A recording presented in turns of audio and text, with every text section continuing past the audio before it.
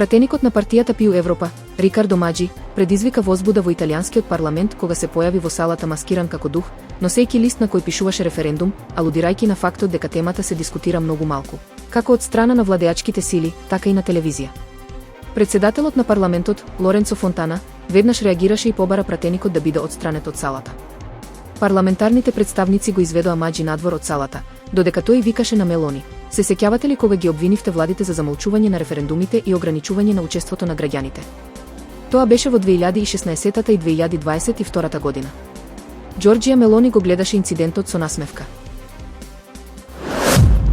Видеото доловува пукање на земјата, ситуација кога пукнатина во земјината кора се пробива на површината за време на силен земјотрес.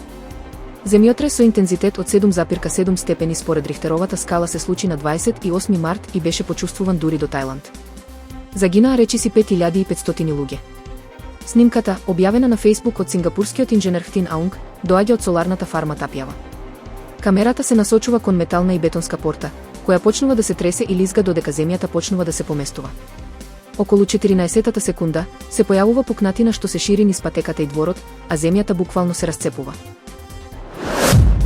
Кога џиновската ракета Старшип на Илон Маск беше лансирана во ноември 2023 година, таа беше највисоката и најмоќната ракета некогаш изградена.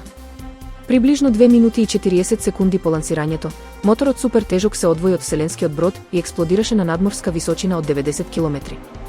Главното јадро на вселенскиот брод продолжи да се искачува на 149 км и исто така експлодираше. Оваа желка покажа колку брзо може да ја фати храната. Иако несомнено се едни од најбавните животни, за желките дефинитивно не важи изреката каков си кога јадеш, таков си на дело. На една страница на Инстаграм најдовме на видео, на кое се гледа како желка, како со брзина на светлината, ја фатила понудената виршла. Од први ни изгледа како да ја мириса, а потоа го вади вратот и половина од виршлата исчезнува во секунда. Најмалку 150 деца и околу 50 возрастни беа евакуирани и спасени со 15 чамци откако обилните дождови предизвикаа поплави во Мериленд. Најлоша беше ситуацијата во област Алегани, каде што поплавите стигнаа до вториот кат од едно основно училиште, објави CNN. Ели Вејд била на работа кога слушнала дека училиштето каде што одат нејзините синови е поплавено и дека е во тек спасувачка операција. Таа беше на 30 минути оддалеченост и кога конечно се оддалечи неколку блока од основното училиште Вестернпорт, еден полицаец ја запре и рече дека не може да оди понатаму, што ја доведе во состојба на паника.